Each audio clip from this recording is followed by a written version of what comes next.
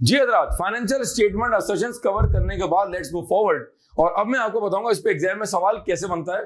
और बेसिकली अब जो है वो मैं आइजा 500 असर्शन और सब्सटेंटिव को मर्ज करके बताऊंगा कि जो टॉपिक हमने कवर किया और अब जो हम आगे कवर करने जा रहे हैं उस पे एग्जाम में सवाल कैसे आएगा।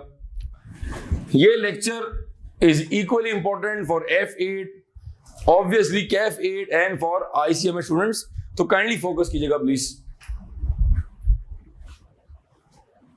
हमारे ऑडिट के पेपर में उसूली तौर पे अगर मैं कैफ 8 की बात करूं, उसूली तौर पे मेरे हिसाब से 50-60 number should be on substantive and test of controls, जो कि अनफॉर्चुनेटली अभी नहीं आ रहा। आप जब आर्टिकलशिप करेंगे, जब आप ऑडिट फर्म में जाएंगे, चाहे आप पाकिस्तान में हो या अब्रॉड हो, लाहौर में हो, कराची में हो, इस्लामाबाद में हो, तो आप ये विटनेस करेंगे इंशाल्लाह तमाम बच्चे कि आप आर्टिकलशिप में ऑडिट डिपार्टमेंट में अगर आप हैं तो mostly you would be involve in doing test of control and performing substantive procedures. ठीक है, मुझे ऐसा लगता है प्रोफेशनली कि पेपर में तकरीबन 40 से 50 number, minimum 35 marks should be on these two topics. Fortunately अगर हम बात करें F8 की, क्योंकि हम अपने बहुत सारे जो प्रैक्टिस क्वेश्चन है वो कहां से कर रहे हैं, हम F8 से कर रहे हैं, तो हमें उसका भी आइडिया होना चाहिए। And lot of people after doing their CAF they also switch to ACCA, तो उनको भी हेल्प हो जाएगी।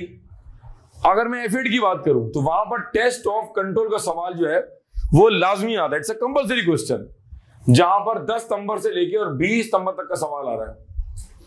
On an average 12 number 14 number. Weakness बताएं, कंट्रोल बताएं, TOC बताएं। वीकनेस बताएं, कंट्रोल बताएं, सवाल में कंट्रोल दिए हुए, TOC बताएं। याद आ रहा कुछ कवर किया था। सब्सटेंटिव जो है अगर मैं क्वांटिफाई करूं तो तकरीबन 20 से लेके और 35 नंबर जो है वो सब्सटेंटिव के पेपर में आ रहे हैं। 20 से लेके 35 जो नंबर जो है वो सब्सटेंटिव पर आ रहे हैं अगर मैं किसकी बात कर रहा हूं, F8 की। अब अगर मैं ICAP की बात करूं, CA कैफ 8 की, तो यहां पर अनफॉर्चुनेटली अभी इस लेवल के मार्क्स एग्जामिन नहीं हो रहे हैं। TOC का सवाल आया, नहीं आया। और अगर आया तो या तो सवाल होगा सिनेरियो बेस्ड क्वेश्चन या वो होगा theoretical question. Practical question ICAP ने पूछना शुरू कर दिए हैं, तो तमाम बच्चे जो ICAP का कैफ 8 का पेपर दे रहे हैं या वो ICMA ऑडिट का पेपर दे रहे हैं, उनसे रिक्वेस्ट है कि आपने कम से कम हर साइकिल के 2 या 3 सवाल F8 के लाजमी देखने हैं, अलॉन्ग विद जो सवाल ICAP के पास पेपर्स में है। सेलेक्टेड सवाल आते हैं, कुछ एक आध सवाल इन्वेंट्री का मिल जाएगा, एक आध सवाल सेल्स का है, एक आध सवाल परचेस का है और कुछ सवाल थ्योरेटिकल है। ये एक बात मैंने कर दी। अगर मैं बात करूं सब्सटेंटिव की, तो अब वो बात मैं शुरू करने जा रहा हूं जो मैंने असर्शन से लिंक करनी है।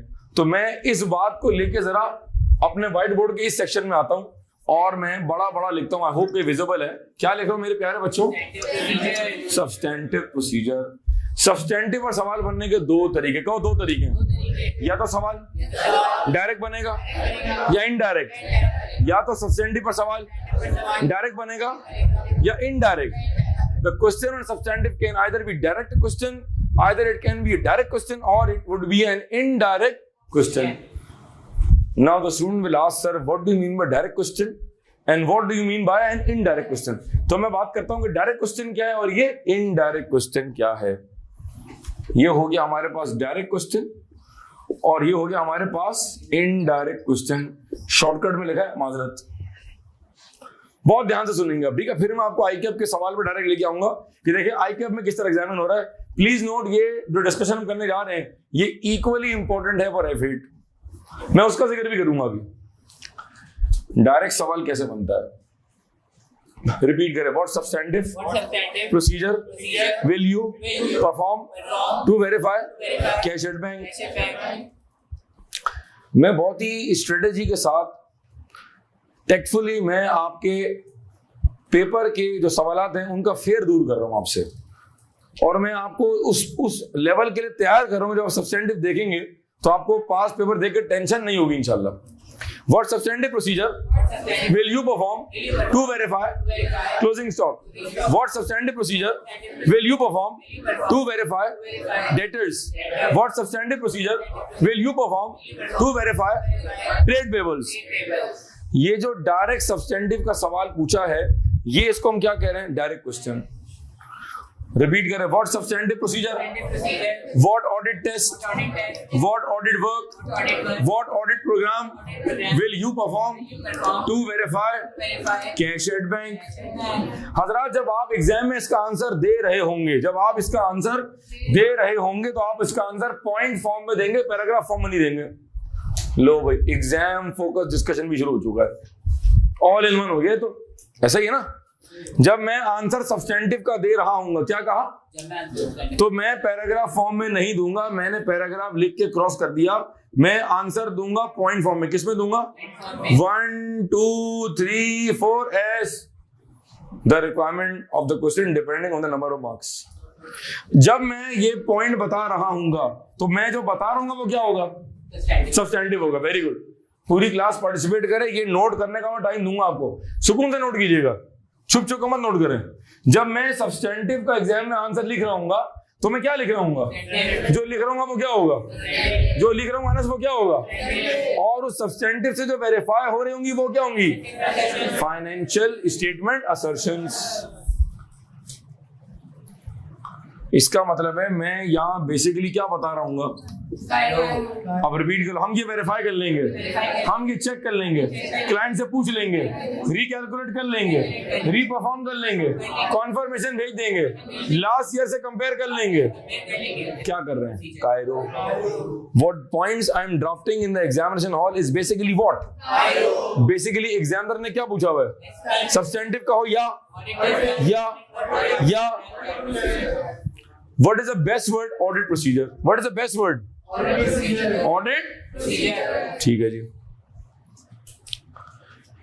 ये पॉइंट मैं बाद में कवर करूंगा कि सर जब हम सब्सटेंटिव लिख रहे होंगे तो do we need to link the substantive with assertion. ये सबसे फेवरेट सवाल है बच्चों का सिलेबस खत्म होने के बाद, तो मैं इसको एंड में एड्रेस करूंगा। और ये सवाल मोस्टली आता है फ्रॉम F8। पूछे क्यों? क्योंकि F8 में अभी इस तरह के डायरेक्ट सवाल स्टार्ट नहीं हुए हैं। But even then I will address both of these students whence this session is about to complete.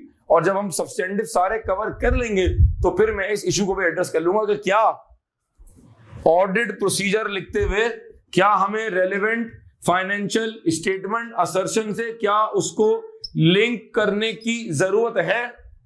मैं ये बात बाद में कवर करूंगा, नोट कर लो। अभी नहीं बताया मैंने, अभी नहीं बताया, नोट कर लो इस बात को, ठीक है?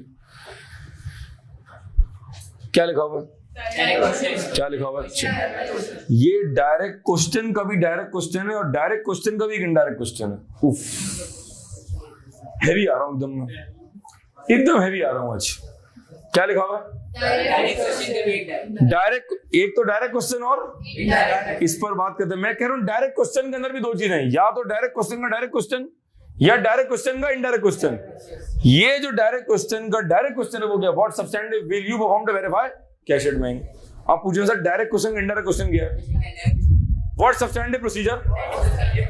जो लोग सो रहे हैं वो जाग जाएं, जिनकी आंखों में नींद है वो जाग जाएं। What substantive procedure will you perform to verify the rights and existence of fixed assets. What substantive procedure will you perform to verify valuation and completeness of debtors? क्या इस सवाल में और अब जो मैंने सवाल आपको बताया क्या उसमें फर्क है? जी, फर्क ये है कि डायरेक्ट क्वेश्चन का जो डायरेक्ट क्वेश्चन है उसके अंदर वो कह रहा है मुझे ये बताओ कैश एट बैंक को वेरीफाई कैसे करेंगे, लेकिन डायरेक्ट क्वेश्चन का जो इनडायरेक्ट क्वेश्चन है वो कह रहा है मुझे फलाना असर्शन का फलाना प्रोसीजर बता दो। तो फिर मुझे तमाम प्रोसीजर नहीं बताने, मुझे उसी रिस्पेक्टिव असर्शन के रिस्पेक्टिव प्रोसीजर बताने हैं। या अगर मैं रिफ्रेश करूं, मुझे उस रेलेवेंट असर्शन का रेलेवेंट प्रोसीजर बताना है। और यहां से कॉन्सेप्ट अप्लाई होता है रेलेवेंस का, जो हमने आइजा 500 में छोड़ा था कि जब मैं सब्सटेंटिव करा दूंगा, असर्शन बता दूंगा, तो फिर बताऊंगा कॉन्सेप्ट ऑफ रेलेवेंट, सफिशिएंट बोले तो क्वांटिटी, अप्रोप्रिएट बोले तो क्वालिटी। क्वालिटी में दो बातें, रेलेवेंस और। अब मुझे बताएं आइजा 500 पढ़ाते हुए कई सारी बातें बता दी, तो उस वक्त रेलेवेंस का डिस्कशन नहीं हो सकता था, आज भी नहीं हो सकता, आज भी नहीं हो सकता। आज क्या बता रहा हूं कि डायरेक्ट क्वेश्चन का इनडायरेक्ट सवाल कैसे बनेगा। What substantive procedure, what audit test, what audit work will you perform to verify the right of vehicles।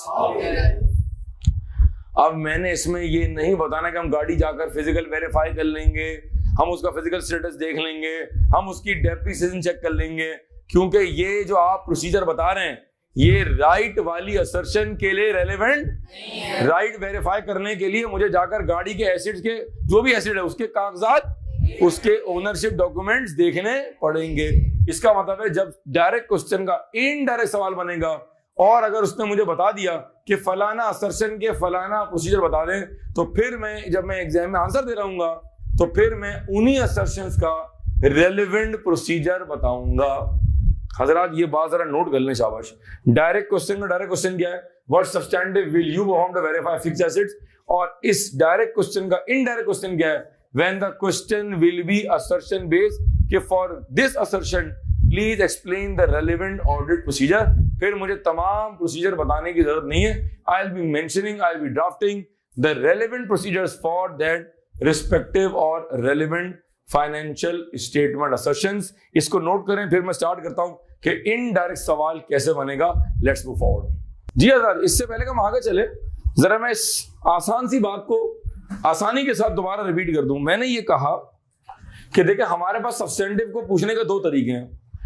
एक तरीका है डायरेक्ट क्वेश्चन, मैंने ये इलेबोरेट कर दिया, मैंने मजीद जिंदगी आसान कर दी कि इस डायरेक्ट क्वेश्चन के पूछने के भी दो तरीके हैं। अभी हमने सब्सटेंटिव स्टार्ट नहीं किया है, हम सब्सटेंटिव स्टार्ट करने जा रहे हैं। तो as we will cover substantive, तो ये सारी बातें आप लाइव देख रहे होंगे। मैं पहले से आपको क्लैरिफाई कर रहा हूं, पहले से मैं उसको आसान कर रहा हूं आपके लिए। डायरेक्ट क्वेश्चन का डायरेक्ट क्वेश्चन बनेगा, रिपीट कर ले पूरी कर, what substantive procedure will you perform to verify cash में, what substantive procedure will you perform to verify fixed asset, what audit procedure, what audit test, what audit work will you perform to verify debtors और trade payables. क्या इस सवाल में assertion का जिक्र है? नहीं है। इसका मतलब है जब उसने असर्शन स्पेसिफिक सवाल नहीं किया तो मुझे तमाम असर्शन के तमाम प्रोसीजर बताने हैं। इसका मतलब है मुझे तमाम असर्शन के तमाम प्रोसीजर बताने हैं। सिर्फ मैंने ये कहा कि क्या मैं ड्राफ्टिंग करते वक्त असर्शन से लिंक करूंगा, ये मैंने कहा कि ये बात मैं आपको बाद में बताऊंगा एट अ लेटर स्टेज, ये मैंने कहा सिर्फ। फिर मैंने कहा कि डायरेक्ट क्वेश्चन का क्या बन रहा है, इनडायरेक्ट क्वेश्चन, जहां क्वेश्चन जो है वो असर्शन बेस्ड है। अभी हमने कुछ देर पहले पढ़ी 6 असर्शन P&L की और 6 असर्शन बैलेंस शीट की। Let me make you repeat, what substantive procedure, what audit work will you perform to verify existence and right of fixed assets. इसका मतलब है क्या मुझे तमाम असर्शन के तमाम प्रोसीजर बताने हैं या मुझे रेलेवेंट असर्शन के रेलेवेंट प्रोसीजर बताने हैं, बस ये बात मैंने की है। एक और सवाल, what substantive procedure, what audit work will you perform to verify completeness and existence of trade payables. इसका मतलब है हम जो ट्रेड पेबल सब्सटेंटिव कवर करेंगे, अभी कवर नहीं किया, कवर करेंगे, तो जब हम वो कवर कर लेंगे तो इस सवाल के अंदर जो मैंने अभी आखिर रिपीट किया है, हमें तमाम प्रोसीजर लिखने की जरूरत नहीं है, क्योंकि क्वेश्चन बहुत स्पेसिफिक क्या कि आप मुझे एग्जिस्टेंस और कंप्लीटनेस के प्रोसीजर बताएं। इसका मतलब है कि मुझे सिर्फ इन रेलेवेंट असर्शन के रेलेवेंट प्रोसीजर बताने हैं। I do not need to write all the procedures because the question is specific and that is assertion wise. ये मैंने कहा डायरेक्ट क्वेश्चन का इनडायरेक्ट क्वेश्चन, और ये मैंने कहा डायरेक्ट क्वेश्चन का डायरेक्ट क्वेश्चन। आगे चलते हैं और अब मैं आपको बता रहा हूं कि सब्सटेंटिव पर इनडायरेक्ट सवाल कैसे बनता है। और यहाँ F8 वाले भी जरा जाग जाएं और कैफ 8 वाले भी जाग जाएं, हालांकि आप जागे भी होंगे, बट जरा ये देखें क्योंकि ये पेपर में दोनों के सवाल भरे हुए हैं। Let me start and then I will give you practical example. जब हमने आइजा 560 पढ़ा था, subsequent events, balance sheet date से लेके रिपोर्ट डेट, रिपोर्ट डेट से लेके इशू डेट, और इशू डेट के बाद बैलेंस शीट डेट से लेके रिपोर्ट डेट से लेके और इशू डेट के। जब जब आइजा 560 पे प्रैक्टिकल सवाल आया है, चाहे वह सवाल F8 का हो या सवाल कैफ8 का हो, कैफ8 वालों को भी F8 के सवाल कराए थे। इफ यू रिमेंबर, पांडा इनको कराया था, हम फ्राइज कराया था। अगर आपको उसकी रिक्वायरमेंट पार्ट बी याद आ रही हो, उसमें लिखा हुआ था व्हाट ऑडिट प्रोसीजर्स। वो प्रोसीजर क्या थे? सब्सटेंटिव भी तो थे, डायरेक्ट सवाल नहीं था वो। पता नहीं मुझे ऐसा क्यों लगता है कि सब्सटेंटिव से पहले ये लेक्चर इतना इंपॉर्टेंट है, इतना इंपॉर्टेंट है, सोचे किसी की, इससे सिलेबस पे ग्रिप आती है। अच्छा ये यूं है, ये ऐसे करना है। एग्जांपल, ये सवाल है आइजा 560 का, प्लीज नोट करें, फोकस करें जी। ये सवाल है आइजा 560 का। पहले पार्ट में कह रहा बताएं कि अकाउंट अमेंड होंगे। थर्ड पार्ट में कह रहा है ऑडिट रिपोर्ट पे इनपुट बताएं। सेकंड पार्ट में कह रहा है ऑडिट प्रोसीजर बता दें। भाई ये प्रोसीजर क्या है? और स्टूडेंट्स पेपर दे के बाहर आके कह रहे जी पेपर में तो सब्सटेंटिव आया ही नहीं। भाई ये क्या है? ये सब्सटेंटिव ही तो है। And even lot of students pass the exam, they still don't know कि आप जो प्रोसीजर करके आए हैं वो ये सब्सटेंटिव लिख के आए हैं। भाई ये बेसिक्स क्यों नहीं आपकी क्लियर है? क्यों नहीं आपको किसी ने बताई है? यहां पर दिया हुआ है 3 सब्सिक्वेंट इवेंट्स हैं। पहला है डेटर्स, तो अगर ये डेटर्स दिया हुआ है तो किसके सब्सटेंटिव लिखने हैं? अगर ऊपर दिया हुआ है मिसाल के तौर पे फायर फ्लड का केस, तो किसके सब्सटेंटिव लिखने हैं? अगर ऊपर दिया हुआ है लॉ सूट, तो किसके सब्सटेंटिव लिखने हैं? ये सवाल जो बना है प्रोसीजर का, जो F8 में भी आ रहा है और कैफ8 में भी आ रहा है, अभी 5 मिनट में दिखाऊंगा आपको। तो ये सवाल कौन सा है? ये सवाल, ये सब्सटेंटिव का क्या है? इसमें कोई रॉकेट साइंस है? नेक्स्ट, गोइंग कंसर्न पढ़ा था, गोइंग कंसर्न पढ़ा था। कैफ8 ने भी पढ़ा है और F8 ने भी पढ़ा है। कैफ8 ने भी पढ़ा है और F8 ने भी पढ़ा है, और ICMA का बच्चों ने भी पढ़ा होगा। गोइंग कंसर्न के इंडिकेटर्स बता दें, KVN को, मर्क्यूरी मोटरिंग इनको, चेस्टनट इनको, या चेस्टनट पर रिपोर्ट का सवाल था, क्लैरिनेट इनको याद आ रहा है? चेस्टनट किसका था? रिपोर्ट का सवाल था, जिसके पहले केस में डेटर्स था और दूसरे केस में इन्वेंट्री वेरीफाई नहीं हो सकी थी, क्योंकि इन्वेंट्री काउंटिंग से पहले ऑडिट फॉर्म में रिजाइन दे दिया था। आपका अपॉइंटमेंट बाद में हुआ था बिकॉज ऑफ टाइमिंग, याद आ रहा है? बहरहाल ठीक है जी, घूम गए तमाम लोग, क्या हो गया एकदम से बाहर। गोइंग कंसर्न पे वापस आ जाए। आइजा 570 KVN को किया था, मर्क्यूरी मोटरिंग किया था, क्लैरिनेट किया था। पहले पार्ट में पूछता है इंडिकेटर्स बता दें, सेकंड में कह रहा है गोइंग कंसर्न के प्रोसीजर बता दें। वो क्या है? सब्सटेंटिव ही तो है। कैश फ्लो फोरकास्ट देख लें, BOD के मिनट्स देख लें, लोअर से मुलाकात कर लें, लोअर को कंफर्मेशन भेज दें, पेरेंट कंपनी को कंफर्मेशन भेज दें, फ्यूचर की जो है वो जो सेल्स लॉग है वो देख लें आप, फोरकास्ट देख लें आप, जाकर एसिड जो आपने कहा मैनेजमेंट ने हमारे पास है और हम वो बेच के कैश फ्लो का मसले से बाहर निकल आएंगे, वो जाकर एसिड फिजिकल वेरीफाई कर लें या उसके कागजात देख लें। ये क्या है? सब्सटेंटिव। इसका मतलब है आइजा 570 में भी जो आप ऑडिट प्रोसीजर बता रहे हैं वो क्या है? फर्क सिर्फ इतना है कि वो सवाल सब्सटेंटिव पर डायरेक्ट नहीं है, indirect. Does it make sense to you? वो सवाल जो सब्सटेंटिव का है वो डायरेक्ट नहीं है, वो indirect question. Indirect question audit report F8 में भी सवाल है और कैफ8 में तो भरे हुए हैं, and these questions are equally important for both.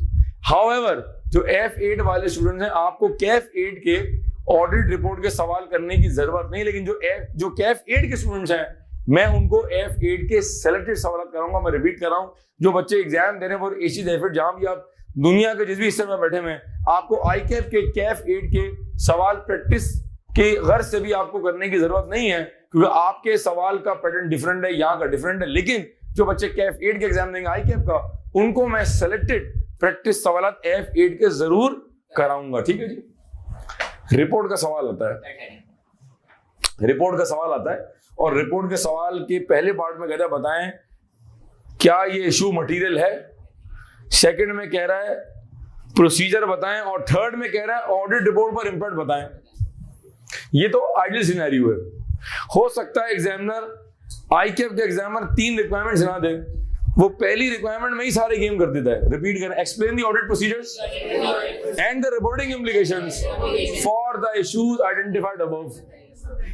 अब उसने आपसे रिपोर्ट के सवाल के अंदर ऑडिट रिपोर्ट के सवाल के अंदर ऑडिट रिपोर्ट के सवाल के अंदर उसने जो आपसे ऑडिट प्रोसीजर पूछे हैं, जो उसने आपसे ऑडिट टेस्ट पूछा है, ये क्या है? ये सब्सटेंटिव पर वंस अगेन इनडायरेक्ट क्वेश्चन है। क्या मेरी बात समझ आ रही है? बुकलेट निकालें जी। F8 के बच्चों, आप जो अगला 10 मिनट है वो आप इसको इग्नोर कर सकते हैं, क्योंकि मैं F8 की बुकलेट दिखा रहा हूं और मैं इनको वेरीफाई करा रहा हूं कि इनडायरेक्ट सवाल ICAP के पास पेपर्स में कहां है और ये डायरेक्ट सवाल जो है ये ICAP के पास पेपर्स में कहां है। हम जब F8 के रेलेवेंट टॉपिक्स देख रहे होंगे तो आप इसको वहां से क्रॉस चेक कर सकते हैं। जो आपके F8 के सवाल हैं 560 में उसके प्रोसीजर दिए हुए हैं, गोइंग कंसर्न में उसके प्रोसीजर है। और जब आप रिपोर्ट के सवाल देखेंगे, फॉर एग्जांपल आप रिपोर्ट का सवाल देख लें, चेस्टेड देख लें, आप मिनी एनको में नहीं दिया हुआ है, फिर आप सवाल देखें 560 का हम फ्राइज देखें आप, फिर आप पांडन को देखें, तो उनमें आपको रिक्वायरमेंट में प्रोसीजर नजर आ रहा है। तो वो जो प्रोसीजर वहां पूछा हुआ है वो बेसिकली सब्सटेंटिव का इनडायरेक्ट सवाल है। Let's move forward. अब अगर हम ICAP की अपनी बुकलेट निकाल लें जरा और हम इसका एक डेमोन्स्ट्रेशन ले लें तो बात समझ आएगी। सबसे पहले आप निकालें सितंबर 21 है हमारे पास बुकलेट के अंदर, सितंबर 21 है हमारे पास। अच्छा, आप निकालें मार्च 21 निकालें, है हमारे पास? ठीक है, मार्च 21 निकालें जी। मार्च 21 का क्वेश्चन नंबर 6B देखें प्लीज। थोड़ा स्पीड में चलेंगे, ऑनलाइन वाले बच्चे, LMS वाले बच्चे काइंडली फोकस करेंगे। ऑडिट के पेपर को पढ़ाते हुए मेरी स्पीड थोड़ी तेज होती है क्योंकि ये थ्योरी का एग्जाम है, थ्योरी का पेपर है। अगर मैं हल्की स्पीड स्लो कर दूंगा ना तो आप डिस्ट्रैक्ट हो जाएंगे, आपको नींद आ जाएगी। तो प्लीज बेयर विद इट, ठीक है? It's a technique, it's a strategy. Page number 13 ICAP का सवाल, मार्च 21, क्वेश्चन नंबर 6। रिक्वायरमेंट पढ़े आप। Requirement for each of the above independent matters. Number 8. State the audit procedure. State the audit procedure, ये क्या दिया हुआ है? और बच्चा एग्जाम का बाहर कह रहे जी पेपर में सब्सटेंटिव नहीं है, ये क्या दिया है? ये सब्सटेंटिव है। फर्स्ट सिर्फ क्या है? ये डायरेक्ट सवाल नहीं है, ये ठीक है। जब किसी को नहीं पता तो ये बहुत ही बड़ा एक नेग्लिजेंस है, कॉन्सेप्चुअल भंड है मेरे हिसाब से। कितने मार्क का सवाल है? 8 नंबर। इसका मतलब है पहले पार्ट में अगर जो किस्सा ज़ेरे बहस है, पहले वाले पार्ट में दिया हुआ स्पेशलाइज्ड स्टॉक जो हम करते हैं आइजा 560 के केस नंबर 5B के अंदर, जो आपने LMS पे देखा होगा, स्पेशलाइज्ड स्टॉक, जहां मैंने ICAP का सवाल भी डिस्कस किया हुआ है, इफ यू रिमेंबर, ठीक है जी। तो 8 नंबर का ब्रेकअप कर लें, 4 और 4। ये 8 नंबर का सवाल किस चीज का है? नेक्स्ट सवाल निकाले सितंबर 2020। सितंबर 2020 गौर से देखें, क्वेश्चन नंबर 1 देखें आप जरा। सितंबर 2020, ये कोविड के टाइम का पहला सवाल था और सवाल भी कोविड में बना हुआ था। क्वेश्चन नंबर 1 का पार्ट 1 और क्वेश्चन नंबर 1 का पार्ट 2, ये दोनों सवाल मैं क्लास में कराऊंगा आपको। इसकी रिक्वायरमेंट पढ़ लें जी। Required for each of the above issues, A. State the audit procedure. जी क्या लिखा हुआ है? क्या पूछा हुआ है? ये डिपेंड करता है सब्सटेंटिव कौन से, जो ऊपर केस दिया हुआ है। अगर ऊपर इन्वेंट्री है तो इन्वेंट्री के सब्सटेंटिव, ऊपर डेटर्स है तो डेटर्स के सब्सटेंटिव, ऊपर ट्रेड पेबल है तो ट्रेड पेबल के, ऊपर अगर प्रोविजन दिया हुआ है तो प्रोविजन के। समझ आ रहा है? जैसा देश वैसा भेष। क्वेश्चन नंबर 2 देखें आप। रिक्वायरमेंट नंबर 1 पढ़े जी। क्वेश्चन नंबर 2 का 1 पढ़े please. Question number 2. Required number A. Explain the fluctuations and inconsistencies in the given ratio. ये आइजा 520 है, इसका सेकंड पार्ट पढ़े। Second part. State any 4 key audit procedures which you would perform to address each जी। of these. जब मैं आपसे कहूं पढ़े तो आपने घबराना नहीं, मुझे पता है मैं क्या पढ़ा रहा हूं आपसे, ठीक है जी। रिक्वायरमेंट नंबर 1 दोबारा पढ़े क्योंकि आपका पढ़ने का मूड नहीं था, दोबारा पढ़े। Explain the fluctuations and inconsistencies in the given ratios. जी, ये सवाल कवर होगा ऑडिट रिस्क एंड रेशियोज के अंदर जाके। इसका सेकंड पार्ट दोबारा पढ़े। State any 4 key audit procedures which you would perform to address each. जी, क्या सब्सटेंटिव पे सवाल डायरेक्ट है इनडायरेक्ट है? ये इनडायरेक्ट सवाल है along with आइजा 520 analytical procedures.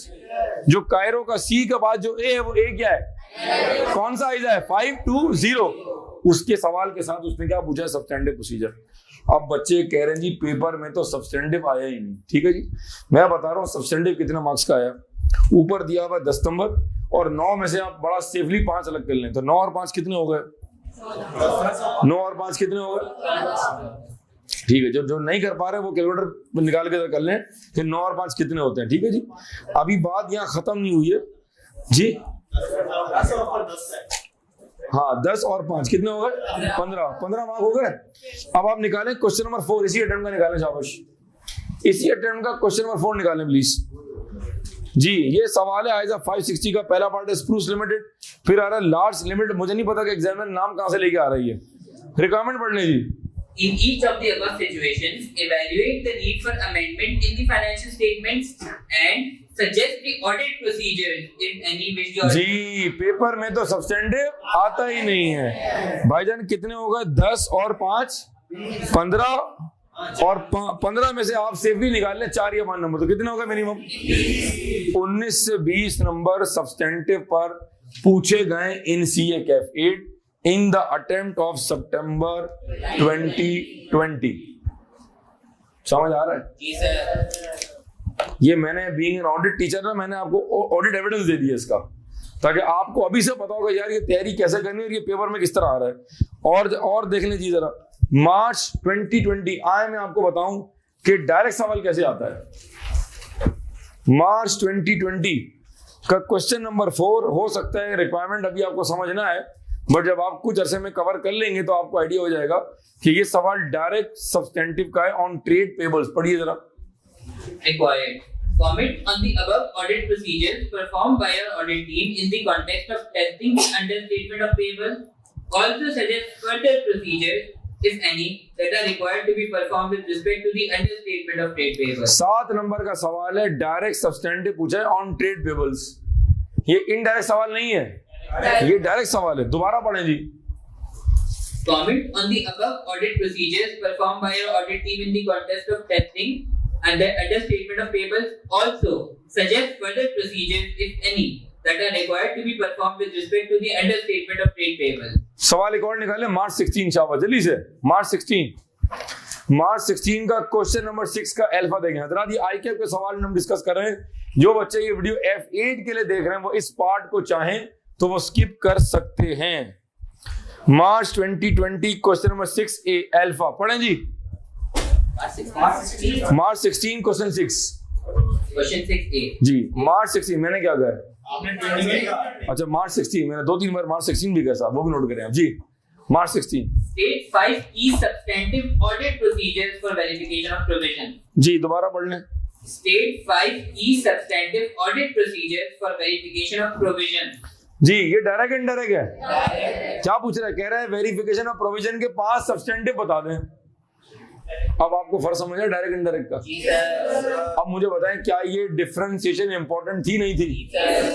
Sir कोई और सवाल दिखाएं। अभी मेरा दिल मुतमईन नहीं है सर। सितंबर 14 निकालें आप जी, सितंबर 14 निकालें जी। ऑडिट का पेपर पढ़ा रहे हैं बगैर एविडेंस के, हम भी आपसे बात नहीं करेंगे भाई। हाँ बात करना है। सितंबर 14 क्वेश्चन नंबर 4 जल्दी पढ़ लो, आज ही पढ़ लो बस। List any 5 substantive procedures for verification of each of the following। Ji Number 1 accrued expenses। Number 2 contingencies। दोबारा पढ़ लो। List any 5 substantive procedures for verification of each of the following। Number 1 accrued expenses। Number 2 contingencies। जी समझ आया जी? जी sir. अच्छा एक सवाल और देख लें आखिरी, निकालें सितंबर 19 मार्च 19 निकाल लें, बल्कि मार्च 19 निकालें जी। मार्च 19 ये सारा डिस्कशन मैं कर रहा हूं सब्सटेंटिव स्टार्ट करने से पहले और असर्शन पढ़ाने के बाद, जहां पर आप समझेंगे इस वक्त मैं लिंकिंग कर रहा हूं of ISA 500 with ISA 315 concept of financial statement assertion. यहां बच्चे की बेस बनती है और वो आगे चलता है जहां हम स्टार्ट करते हैं कॉन्सेप्ट ऑफ सब्सटेंटिव प्रोसीजर जी। मार्च 19 क्वेश्चन नंबर 3 आप देखेंगे। मार्च 19 का जब क्वेश्चन नंबर 3 देखेंगे तो थोड़ा सा आप हिलेंगे, यकीन करेंगे सवाल 5 से 8 मिनट का मैक्सिमम। जब आप लेक्चर देख लेंगे ऑडिट रिस्क विद रेशियोज का क्वेश्चन नंबर 3 आपसे इसकी रिक्वायरमेंट पढ़ लें जी। Using analytical procedures, identify unexplained fluctuations and inconsistencies in the above scenario. State the key audit procedures which you would perform to address the issues identified by you. Maximum of 3 key audit procedures are required for each issue. जी बच्चों ने फिर statement दिया जी, paper में substantive नहीं है तो भाई ये क्या करके आए हो? सर मैं तो प्रोसीजर करके आया हूं भाई। ओ भाई ये सब्सटेंटिव ही तो है। इसका मतलब है कि 11 नंबर में से आप सेफली अलग कर दें, 5 से 6 मार्क्स जो हैं वो इस पार्ट के होंगे। अब वंस अगेन सब्सटेंटिव का सवाल किस तरह है? Indirect along with ISA 5 to 0। ये सवाल डायरेक्ट इनडायरेक्ट है? इनडायरेक्ट। कुछ कह रहे हैं डायरेक्ट, कुछ कह रहे हैं डायरेक्ट। जुलेखा मर्द थी औरत थी, ये वाली बात हो गई। ठीक है, पूरी पिक्चर देख के आप ये बात कर रहे हैं मुझसे। आए मैं आपको डायरेक्ट सवाल दिखाऊं, अगला पेज टर्न कर लें। ये this is one of the dangerous question जो आईके अपने सब्सटेंटिव पर पूछा है। जब तक लॉजिकली पढ़ के नहीं जाएंगे इस तरह का सवाल अटेम्प्ट नहीं होगा। क्वेश्चन नंबर 5 हजरात, जो भी आपने क्वेश्चन नंबर 3 पढ़ा था मार्च 19 का, वो डायरेक्ट सवाल नहीं है, वो इनडायरेक्ट सवाल है। ठीक है जी, कच्ची हो गई आप लोगों की। Question 5 requirement. Question 5 requirement. Critically review the audit program and suggest changes or additional audit procedures as may be necessary. Assume that the assets are carried at cost, no disposal was made during the year, and no impairment testing is required. 11 mark का fixed asset पे direct substantive का सवाल है। 11 marks, 11 marks ये ले लें आप, और उस 11 में से आप पकड़ लें 5 नंबर सेफली, तो 11 और 5 16 मार्क का सवाल है सब्सटेंटिव के ऊपर। और कोई इसी अटेम्प्ट का क्वेश्चन नंबर 8 देखें जरा, एक्सपर्ट लिमिटेड, जो मैंने एलएमएस पे कवर कराया हुआ है। ये सवाल आइजा 560 का है, 9 नंबर का सवाल है। रिक्वायरमेंट पढ़े। Evaluate the need for amendment in the financial statement and state the procedures which the auditor would need to perform in the above situation. ये सब्सटेंटिव का आ गया इनडायरेक्ट सवाल। एक ही अटेम्प्ट में कुछ सवाल सब्सटेंटिव पर डायरेक्ट हैं और कुछ किसी और टॉपिक के साथ इनडायरेक्ट हैं। अगर मैं 9 में से 1 सेकंड सेफली 4 नंबर पकड़ लूं तो 4 और 11 15 और 5 तकरीबन समझे कि 20 मार्क का सब्सटेंटिव पर सवाल मौजूद है मार्च 2019 के अंदर। मार्च 19 चल रहा है हज़रात। इसी तरह जो बच्चे F8 के लिए वीडियो देख रहे हैं, आपको बहुत सारे सवाल ऐसे मिलेंगे। और अगर मैं F8 की रिक्वायरमेंट्स आपके सामने दोहरा दूं तो जब हम इस क्लास के अंदर जब इंशाल्लाह सब्सटेंटिव कर रहे होंगे तो मैं इनको बहुत सारे सवाल F8 के कराऊंगा, जो आपके भी सवाल कवर हो जाएंगे। तो आप रिक्वायरमेंट्स बार बार देखेंगे कि F8 में रिक्वायरमेंट आई, what substantive will you perform the verified trade payable, what substantive will you perform the verified prepayments, what substantive will you perform the verified cash in hand and cash at bank. ये सवाल जो डायरेक्ट वो cash in hand या cash at bank पर पूछ रहा है, सवाल में उसने लिख दिया कि सब्सटेंटिव बताओ। इसको हम डायरेक्ट सवाल क्यों कहते हैं? क्योंकि सवाल में कोई इस तरह का किसी और टॉपिक का सिनेरियो नहीं है, जबकि वो सवाल प्रोसीजर का जो 560 के साथ आ रहा है या रिपोर्ट के साथ आ रहा है या गोइंग कंसर्न के साथ आ रहा है या आइजा 520 के साथ आ रहा है या किसी और टॉपिक के साथ आ रहा है, उसको मैं आपकी आसानी के लिए डिफरेंशिएट कर रहा हूं कि ये सब्सटेंटिव पर डायरेक्ट सवाल नहीं है, ये सब्सटेंटिव पर इनडायरेक्ट सवाल है। आई होप यहां तक बात समझ आई होगी। मैंने आपको कैफ 8 के बहुत सारे पास्ट पेपर्स भी दिखा दिए ताकि आप इस बात को आसानी से समझ भी सकें और आप इसको डिफरेंशिएट भी कर सकें। अब हम स्टार्ट करने जाते हैं, यहां से हम आगे चलते हैं एंड विल स्टार्ट सब्सटेंटिव। जब हम सब्सटेंटिव स्टार्ट करते हैं तो in my case the first topic that we start is debtors, और डेटर्स के साथ हम फौरन से स्टार्ट करते हैं आइजा 505। इसको रिवाइज करेंगे, 12 असर्शंस को रिवाइज करेंगे, जो बात मैंने यहाँ बताई है इसको प्रॉपर्ली नोट करेंगे, रिवाइज करेंगे। Let's move forward and start substantive procedures.